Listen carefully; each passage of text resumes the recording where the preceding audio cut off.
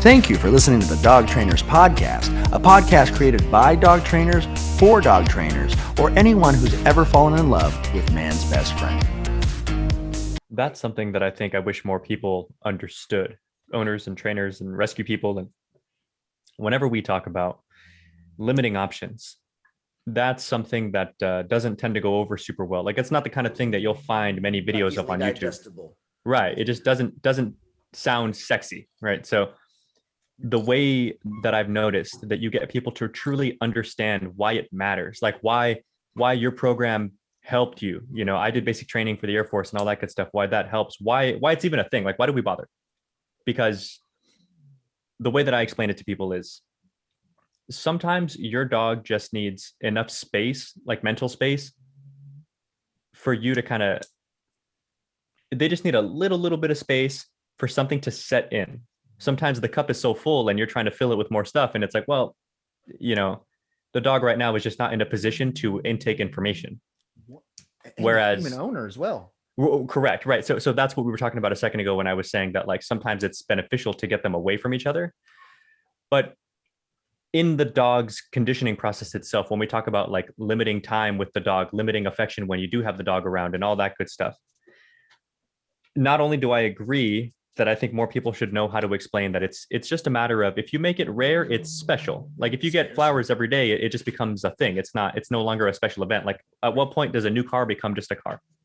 Whereas if you keep it on an earned basis, the dog continuously gets to work for their reward, whatever that reward is. And not only do they earn the reward and the reward stays special, but the dog gets to keep working, reward aside, just the reward of working successfully and doing things right successfully. And the more that you corral the dog's options down, because they still have some, technically, like the dog could break place. I mean, they'll get corrected, but it's physically possible. Not to eat too. Right. That does happen. Right. But the goal is, the dog still has choices, but I'm limiting them down to the best of the bunch for now. As the dog gets better, I'll limit them down more and really kind of narrow the dog down. And then, like you were talking about, in like 6 months to a year's time, I can broaden those choices back out, because 100%. Now I'm confident that my dog has these options, but doesn't utilize them because they've seen the benefit of these choices.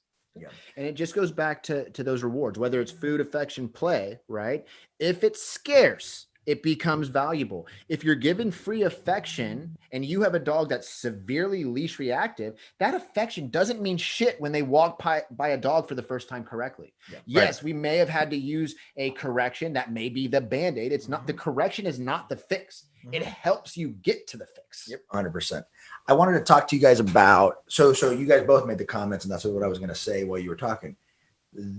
I completely agree with that. And we also understand that as dog trainers, it is a hard sell sometimes to get people on board, because it's not sexy, because of all that stuff. I got an analogy for him. Yeah, I want to hear it. I want to just prompt the next question. So it's so important as dog trainers, obviously we understand dogs, but I think it's also so important for new listeners. They also have to understand people, right? Yeah. In this is a question for the table, is what do you think it is that's getting in the way for these people to understand? Selfishness. One, it's not just selfishness. It's that people don't explain it the right way. Yeah. Right. That's trainers are not explaining it. They're not changing up their program. I mean, the problem is that dog training, as you guys know, is not one size fits all. No, it is not one size fits all. It is troubleshooting. It is pressure on, pressure off. And if this isn't working, we try something else. And if this isn't working, we try something else. And if we've exhausted all options, we start right back at kindergarten and we try it for a longer duration. Right. But like, just for example, like another analogy, and this is for dog trainers, right? You think about a human baby, right? A dog will never have the mental capacity of a 3-year-old child, right? Right. So when you think about a human baby, where is that baby for the first 3 years of life? It's not like you're leaving it in the kitchen with the stove on and the knife drawer open and the freezer open so that baby can make a mistake. No, that would be devastating to a baby. You put that baby on lockdown. That baby is in your arms. It's in its crib. It's in its car seat, in a high chair, on a blanket with your eyes on, right? For the first 3 years of that kid's life. Right. So if you could put a kid on lockdown, I'm sorry, you could put a dog on lockdown. True. Right? True. And those of you guys listening, John Gatto was talking about, the mental capacity of dogs. The science says dogs don't really age past the age of 2.5 to 3 years old. Right. But they do have the social tendencies of teenagers every now and then. Right. I think that was a study done by Stanley Coren in one of his books, which is really great. But that's true. And I would be devil's advocate on that real quick. Yeah. Because people would say, well, I pick my kid up. I'm showing them affection. I am feeding them. I am, I'm loving them, all that stuff. Right. So that would be the argument back. How would you go back? Okay. So when your baby is overtired and it's crying and it doesn't need a diaper change, it doesn't need a bottle, and it doesn't want affection, what does it need? Rest. No. It needs a nap. Oh, nap. Yeah. Right. So we got to let that baby cry it out. That. Yeah. Right. That's how we respond. Yeah. Right. That's game for all you guys listening, by the way. That's You're game. welcome. Right. That's your rebuttal. Right. What can they possibly? There's no way every time some baby cries that they go run and pick it up. Right. There might be an exception, right? But the reality is those parents have that baby on a schedule, so they know when that baby has to go to bed. Because if the baby's supposed to go to bed, I don't even have a kid. I just know this because of my sister, right? If a baby goes to bed at 7:30 p.m. every day and wakes up at 6 a.m. every day, that's the game plan. My sister is so worried that if they're 1 minute late, it's going to ruin the schedule for the baby, right? Doesn't matter if the baby cries for 45 minutes. The same way in the crate. You think about puppies, right? And people always talk about, oh, my puppy's nipping. My puppy's he's acting aggressively. No, your puppy is overtired and overstimulated. And that overstimulation is turning into reactivity, looking like aggression. Maybe turns into fear, right? Put that puppy in the crate, let it cry it out for 5 minutes to 45 minutes and let it fall asleep. Yep. I always tell people, I'm like, when your dog gets overstimulated or overtired, they become drunk. Yes. There's either going to be a happy drunk, playful drunk, or an angry drunk. Those are the only two drunks. 100%, man. Yeah. Okay. So why else do you guys think, from a dog owner, right? You mentioned that they're selfish, yes. Right? You mentioned that they're selfish, and I think that's something I want to touch base on. How would you say that they're selfish? Give me context. Okay, so they may not know at first, but when you run into somebody like me or somebody like you or Jonas Black, right? And I just bring you guys up because I've seen your guys' work, right? So once you know what your dog actually needs and you can't put aside your selfish wants for what your dog actually needs, that's selfishness. 100%. Yeah. And I would say a lot of it, sometimes it's that immediate gratification, that desire to feel, right? That oxytocin. Can I push back on that a little bit? Sure. So I personally have noticed, I definitely do see selfishness in the dog owner world and the dog rescue world, probably more so actually, because they know more, they know better, dog rescuers. They just may not always be open to like different techniques and things. When it comes to owners and like fosters and stuff like that, I notice it's not so much that they're selfish necessarily. It's that they feel helpless. Like they know what the goal is. They just don't think they can do it, and everybody's like, I think everybody is like that. Not everybody is like selfish, I think, but everybody's like, oh man, who wouldn't want to be, maybe you're saying. Well, not even necessarily. It's not that it's like I've tried and I've failed. It's more like, how many people do any of us come across on the daily that's like, oh man, I should really start eating better. And they just don't. They know how. They just don't do it. And I don't consider that selfish. I don't even necessarily consider that lazy. And I used to. What flipped my thought process out of like, oh, they're just lazy, is working with the foundation here. There's all kinds of people who want to help. They just don't know what to do, so they don't do anything. Education. It's more analysis paralysis than it is lazy. Yeah. So I found that what's made me successful in training here and in LA and wherever is I'm good at getting that particular owner. Like once you get a feel for who they are and how they are, I can kind of custom tailor information to make them understand not only what to do, but you actually can do this if you do the work. Otherwise, I've noticed a lot of people, it's almost like a seminar, like not necessarily like a training seminar, but let's say like a small business type seminar where there's always that one speaker, like, let me show you how to turn your social media into money or whatever. It sounds great. And it's not that I don't believe what you're telling me. It's just, it's so much information that it's like, okay, I go home and I'm like, what again? Whereas if you can break it down, it's beneficial. But it's our job as the dog trainer. We're really human trainers, right? It's our job to show them that there's hope if they listen.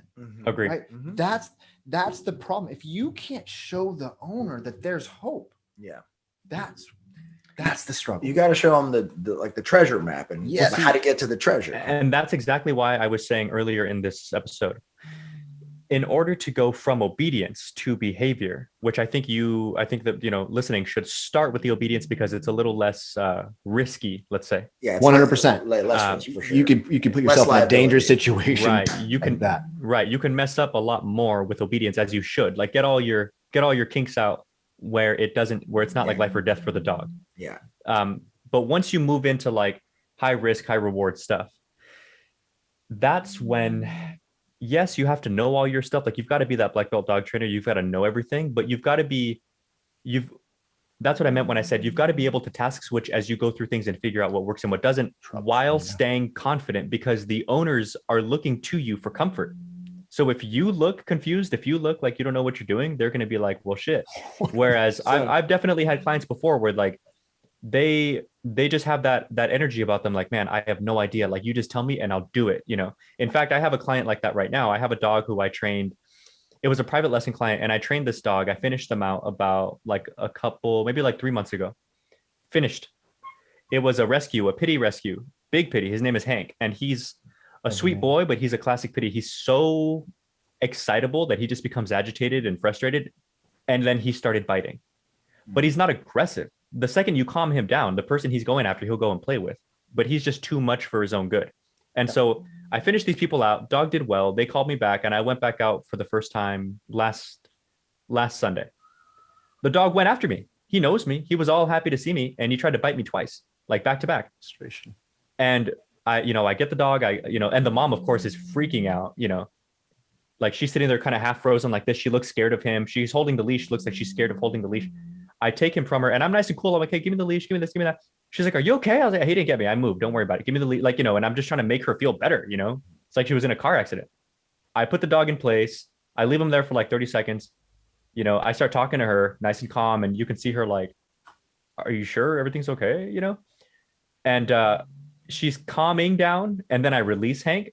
So he comes to me, and she, and then he comes right over to me and is playing with me, licking my face. And I'm like, you guys need to chill, And then my very next thing was like, what happened? This dog was so good, and it was the classic, like, he was doing so well. I guess we got a little relaxed, yada, yada, yada. And I was like, you guys, I'll be honest with you.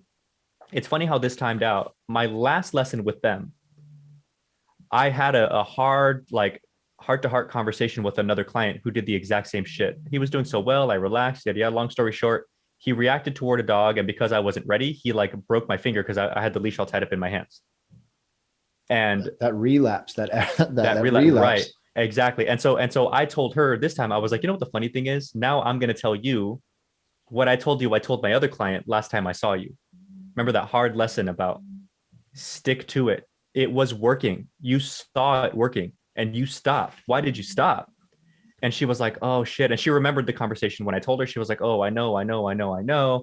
And then owners are really quick to like jump on themselves. Like, oh, I know I should be doing this. I should be doing that. And I'm like, listen, I don't really care about all that. Like, I'm not here to blame you. I need you to understand how serious this is. If you want this dog to get better, I need you to do your work. That doesn't include kicking yourself in the ass, but that does include being on top of it, Well, speaking on that, and you're talking about nutrition, right? So it's not like, I love analogies, by the way. Okay. I think all good dog trainers do. Okay. So it's not like you're on this health kick and you've been on point for 6 months. You've been kicking ass. You've lost 35 pounds. You're eating the same 5 meals every single day. You're looking good. You're looking fit. You have a bad day. You fucking have a beer. You go to McDonald's. What happens? Do you let all that hard work go to shit and go right back to fast food every day?